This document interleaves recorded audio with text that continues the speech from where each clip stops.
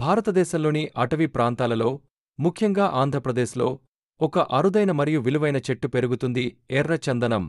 దీని గాఢమైన ఎర్రటి రంగు, మృదువైన సువాసన దీనిని ప్రపంచంలోనే అత్యంత విలువైన మట్టిలో ఒకటిగా మార్చాయి. కానీ ఇది ఎందుకు ఇంత ఖరీదైనది? ఇతర దేశాలు దీనికి ఎందుకు అధిక ధర చెల్లిస్తున్నాయి?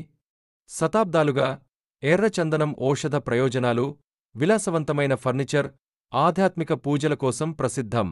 పురాతన దేవాలయాలు, రాజమహలాలు ఈ అరుదైన కలపతో తయారు చేయబడ్డాయి. భారతదేశంలో ఎర్ర చందనం గట్టి నియంత్రణలో ఉన్నప్పటికీ, చైనా, జపాన్ మరియు మధ్యప్రాచ్యంలో దీనికోసం భారీ డిమాండ్ ఉంది. విలాసవంతమైన ఫర్నిచర్, సంగీత వాద్యాలు, ఔషధాల తయారీలో దీన్ని విస్తృతంగా ఉపయోగిస్తున్నారు. ప్రతి సంవత్సరం వేల టన్నుల ఎర్ర చందనం అంతర్జాతీయ మార్కెట్లకు తరలిపోతుంది. గత దశాబ్దంలో 20,000 టన్నుల కంటే ఎక్కువ చెక్క చైనా, జపాన్, మధ్యప్రాచ్య దేశాలకు ఎగుమతి చేయబడింది. చైనాలో ఎర్ర చందనం ధనికత మరియు ఘనతకు చిహ్నంగా మారింది. ఇది విలాసవంతమైన ప్రాచీన శైలి ఫర్నిచర్ తయారీకి ఉపయోగించబడుతుంది. జపాన్లో దీనిని పిండిగా మార్చి ఔషధంగా వాడతారు.